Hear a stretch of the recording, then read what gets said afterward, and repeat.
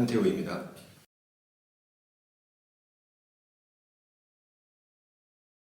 일단은 대학교 4학년 졸업반 때 저희 현재 CTO와 함께 퀀트 개발에 관심이 있어가지고 퀀트를 개발을 하다가요, 이제 그냥 일반적인 퀀트보다는 좀 비정형 데이터라고 하는 텍스트화 되어 있는 그런 데이터들을 정량적으로 바꿔서 그 GPU로 만든 다음에 퀀트에 적용하는 그쪽 사업으로 처음에 팀을 시작했어요. 그래서 일단 앱을 런칭을 했는데 당시 투자 시장 전체가 너무 좀 안 좋은 상황이었어요. 22년 그렇죠. 네, 그때쯤이었어가지고 저희가 한참 첫 사업을 접고서 뭐 할지 고민하고 있을 때 그 당시에 제안을 해주셨던 게 거래소와 은행 간의 거래가 아니라 거래소와 거래소 간의 거래. 그러니까 코인을 원화로 빼는 게 아니라 코인 자체로 이동하거나 지갑으로 이동하는 토큰으로 이동하는 그런 데이터들, 그런 트랜잭션들에서 자금 세탁 방지 그 솔루션 같은 걸 만들었으면 하는데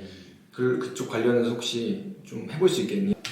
투자정보, 퀀트 투자정보 앱으로 시작을 했다가 블록체인 보안 쪽으로 갔다가 그때 만난 회사랑 한 걸로 그거는 합작 범위로 옮기고 그럼 우리 하늘컴퍼니 자체에서 뭘 하면 좋을까?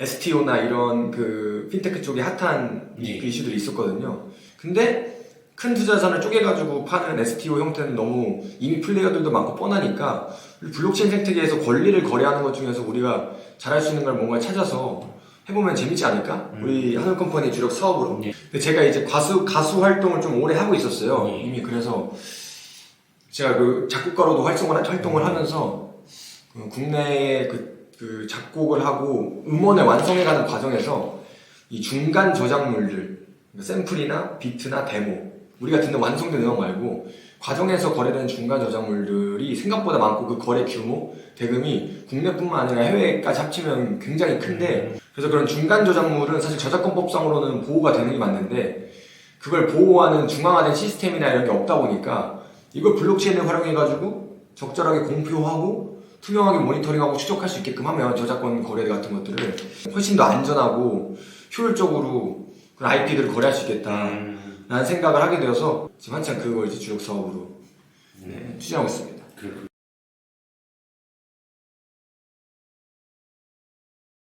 저는 사실 가까운 눈앞에 있는 계획을 잘 안 세우는 스타일이고요. 멀리 있는 방향성만 세워두고서 닥치는 대로 좀 하는 스타일인데 닥치는 대로 할 때 제일 중요한 게 제가 하고 싶은 것들을 선택하는 것이었거든요. 항상 사실 막 제가 1인 3역을 한다고 했을 때 딱 2개밖에 없거든요. 그냥 꾸준히 어떤 감성적인 영역에서 창작을 해왔던 음악과 이성적인 영역에서 창작을 해오는 게 전 스타트업이라고 생각하는데 저는 세상에 약간 제 정체성이 담긴 것들을 내놓고 사람들한테 뭔가 도움이 되고 인정받는 걸 제일 중요한 가치로 생각해서 그 2개를 사실 그냥 하고 있는 것 같고요. 자연스럽게.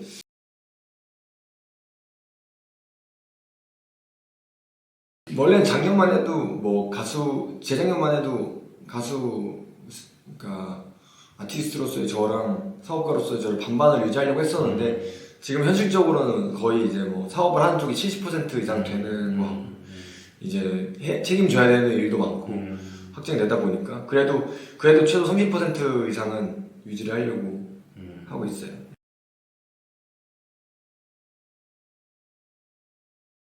군 입대하고 나서 좀 기업인 쪽으로 생각이 확정이 돼가지고 전역을 하면 무조건 스타트업을 해봐야겠다. 특히나 제가 있는 경영학과 자체 사업도 너무 잘 돼 있고 그래서 그런 생각을 하고서 한 1년 정도 계속 관심 있어서 지원하다가 시작하게 됐습니다.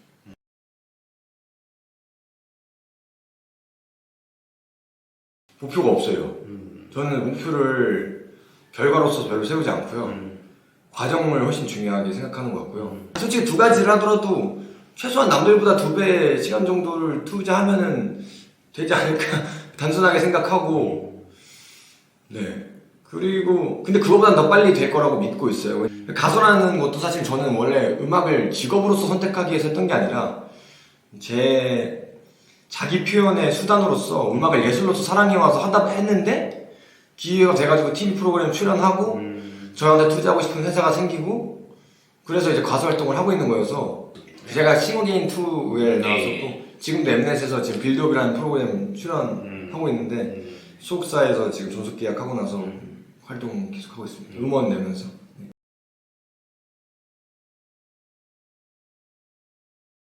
그냥 저는 일단 아침에 출근을 해서 저녁에 퇴근을 하면 보통 집에서 잠깐 쉬다가 음악 작업을 해야 될 때 좀 하고 아니면 사실 그냥 뭐 미팅이 있거나 하면 저녁 약속이 있거나 갔다가 네 그러고 그냥 그냥 쉬는. 근데 주말에도 똑같아요. 그러니까 워크 라이프 밸런스가 아니라 워크 밸런스여가지고 중학생 때부터 항상 집이 학교 10분 거리 이내에 있었고 공부하고 밤 11시 오면 새벽 2시까지 막 공 만들고 그렇게 그 어렸을 때부터 살아와서 사실 저한테 그게 약간 디폴트 그런 것 같습니다.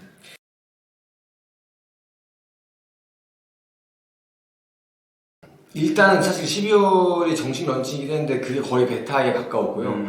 그래서 이 12월에 베타 런칭을 하고 그 국내에 있는 좀 유수한 실용음악과라든지 이런 학교들이랑 협력을 맺어가지고 거기에 있는 우수한 학생들 작품들을 좀 협력 형태로 가져오고 IP를 확보해 나간 게 지금 1월까지 어떤 주 목표였거든요. 그래서 그것들을 모아놓고서 이걸 이제 국내외로 이러한 작품들을 중간 저작물들을 필요한 곳에 이제 적절하게 중개하고 팔 수 있게끔 하는 그 연결 플러스 그거에 필요한 구체적인 기능들을 좀 더 업그레이드하는 게 이번 1분기 목표예요. 1분기 안에 이제 실제로 좀 판매가 자동으로 일어나게끔 하는 그 단계까지 가는 게 목표고 일단 지금은 IP를 지금 한 200개 정도 수준인데 한 500개에서 1000개 정도까지는 좀 더 확보를 하고 네. 그리고 이제 약간 좀 지금 이미 대기업에 약간 속해 있는 작가들 말고 약간 그 살짝 바깥 영역에 있는 작가들 위주로 미술, 아트워크 미술 쪽이나 음악 쪽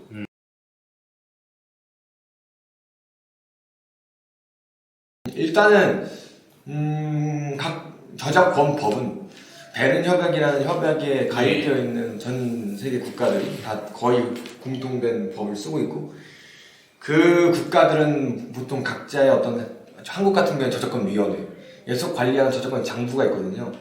그 저작권 장부에 등록을 하게 되면 이제 그 제3자 대항력이라든지 나중에 민사적인 대응이 일어났을 때 그 데이터를 근거로 좀 더 본인이 소유권을 증명할 수 있는 그 기록을 가지고 하는 건데 그 저작권위원회에 등록되는 완성된 저작물 이외의 것들을 저는 다 중간 저작물로 정의하고 있어요. 예를 들면 뭐 아까 말씀드렸듯이 멜로디가 없는 트랙 혹은 멜로디만 있는 거 혹은 그냥 가사만 있는 거 가사는 발매 보통 안 되잖아요. 가사만 가지고 그렇죠.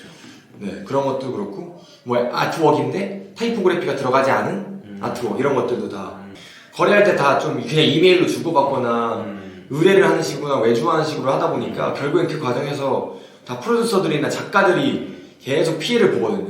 블록체인 같은 경우에는 한번 이 컨텐츠의 저작권자가 누군지를 나중에 저작권 분쟁이 발생했을 때 증명할 수 있는 요소들을 바탕으로 NFT로 딱 찍어서 공표를 해버리면 사실 탈중앙적인 시스템에다가 저작권위원회가 하는 그 기능을 물론 제3자 대항력이나 이런 거는 없지만 그래도 최소한의 보호를 할 수 있는 걸 할 수 있기 때문에 그런 시스템을 갖추긴 했는데 그렇게 어렵진 않고요. 그냥 쇼핑몰처럼 사는데 사면 NFT가 자동으로 옮겨가고 발행되고 그리고 계약서도 생성되고 약간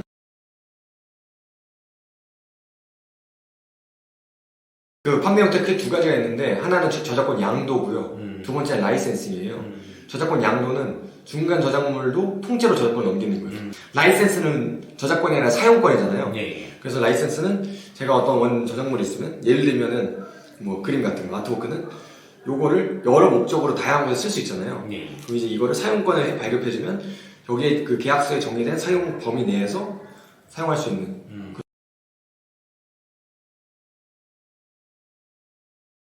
일단은 저희가 웹사이트를 애초에 영어로도 같이 만들었어요. 그 이유는 뭐냐면 처음에 이걸 생각하게 됐던 가장 큰 이유가 특히나 음악 시장에서 저는 K-팝 시장, K-음악 인더스트리가 가지고 있는 전체적인 가치 대비해서 K 크리에이터들이 보상받는 부분이 너무 적다고 생각했고요. 항상 초기에는 국내의 작가들이 국내에 있는 뭐 상업용 음악, 예를 들면 OST라든지 아니면 아티스트들이 쓰는 음악 이런 게 판매를 하는 걸로 시작한다면 그 다음에는 국내 작가들의 음악이나 작품들을 이제 그 인도네시아라든지 필리핀이나 이제 우리나라 음악 산업 구조랑 유사하지만 그 약간 다른 그런데 좀 공급할 수 있게끔 하고 그 다음에는 이제 역으로 해외에 있는 작가들도 국내라든지 다른 해외의 그 본인들의 중간 저작물 IP들을 가장 좀 쉽고 빠르게 거래할 수 있는 그런 마켓플레이스로 만들고자 하는 게 단계적인 목표인 것 같아요.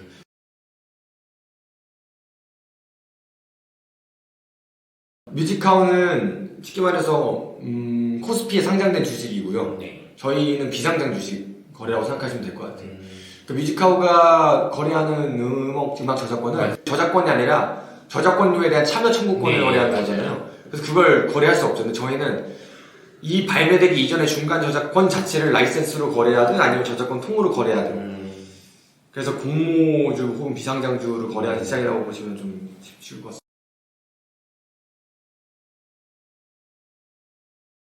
지금은 작가들이 먼저 만들어 놓은 작품을 마켓플레이스에 올리고 구매자들은 거기 와서 쇼핑하듯이 고르는 형태예요. 그래서 구매자가 쿨링할 수 있는 컨테스트 형태의 기능을 지금 개발 중에 있고요. 그 컨테스트 형태의 기능은 기존의 마켓플레이스에 있는 것과 연동은 되는데 예를 들면 제가 웹드라마에 제작하고 싶은 OST 5곡을 찾고 싶다 라는 컨테스트를 상금을 걸고 올리면 기존의 작품을 업로드했던 작가들은 이제 그 키워드나 장르나 이런 거 봤을 때 내 작품이 어울릴 것 같은데 그럼 거기에 이제 제안을 할 수 있는 거예요. 쭉 리스트로. 만약에 여기 선정이 안 되더라도 이 마켓플레이스에는 올라가기 때문에 다음에 다른 콘텐츠나 제안이 오면 다시 또 할 수 있는 형태. 그게 지금 조금 저희 1분기의 주요 개발 사항입니다.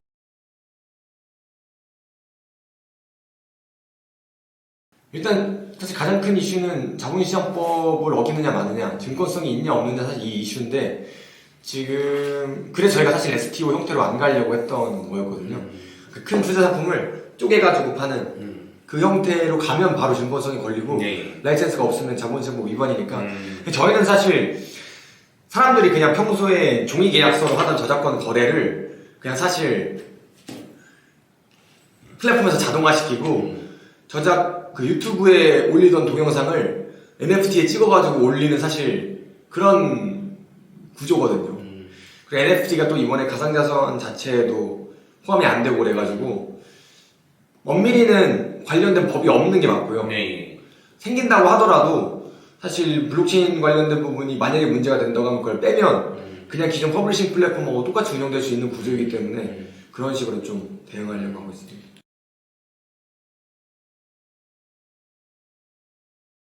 기존 퍼블리싱 회사 모델은 일단은 유사하고요. 퍼블리싱 회사들이 어떤 수익 모델을 가지고 있냐면 본인들이 곡 단위로 계약을 한 작곡가한테 곡을 받아온 다음에 곡을 팔면 수수료? 네, 판매 수수료랑 이 발매한 곡이 발매를 하게 되면 그 저작권도 30%를 가져.